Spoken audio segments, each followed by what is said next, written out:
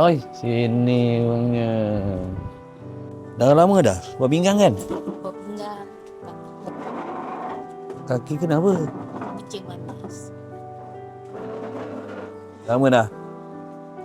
Bulan 10 kali potong. Bulan 10. Potong pertama bulan 10, potong kedua bulan 11. Duduk dengan siapa? Dengan suami dan anak yang sulung. Ni suaminya. Ni suami. Asal mana bang? Ha? Asal mana? Asal Hitam Batu Pahat. Oh bulan 10 tadi. 4 bulan 10 potong yang parah betul. Jadi dia dalam masa 2 bulan tu dia dah cepat naik. Sebab tu dia nak potong, nak jumpa banyak pakar. 3 pakar dia jumpa. Kalau jumpa pakar tulang. Saya cuba nak cuci korek je kan. Doktor Tak kata, boleh. Tak, kita tak tahu. Bukan tak boleh, boleh tapi nanti risikonya jangan tumbuh balik. Dan sekarang ni ada ubat tu. Dia tapi kalau daging dia lah. Kalau ada lah.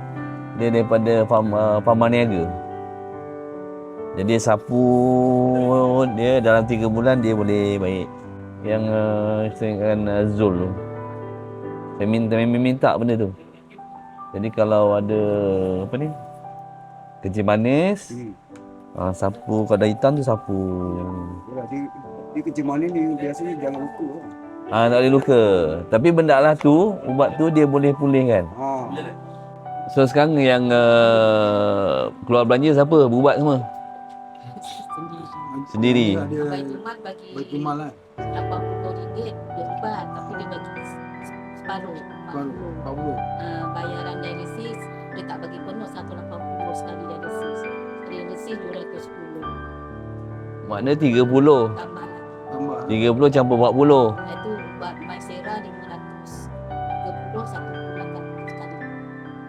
Ambil darah 170. Awaknya belanja besar tau. Tanggung sendiri. Okey, nombor 1 tadi yang kecil. Ubat. Kena tambah RM40. Dia 80. Tambah lagi RM40. Dia bagi order. Dialysis kena tambah lagi RM30. Dah RM70. Darah Maisera sebulan sekali 530. Jadi dia akan 570, 600. darah 3 bulan sekali 130. 100 lebih tau sebulan. Kamu 700. Tak mahu buat keluar duit sendiri tu. Oh no, duit dia. Tak tahu lah dia. Oh no. Ada pension tak? Tak ada. Tak ada sendiri Simpanan, simpan. Ini JKM dah stop ini. Dia umur 67 Sana.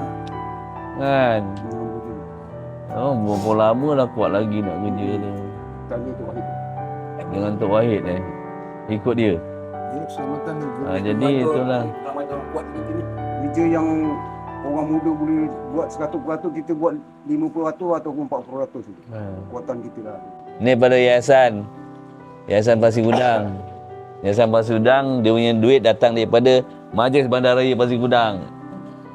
Jadi dia bagi kita tolong ambil lah. Saya Majlis Bandaraya dapat sumbangan bantuan Pergi balik.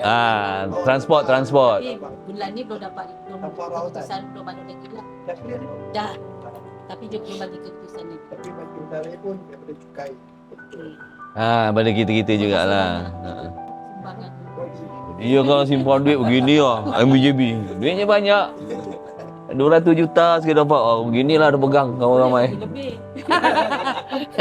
Nak buat longkang juga. Gurau je.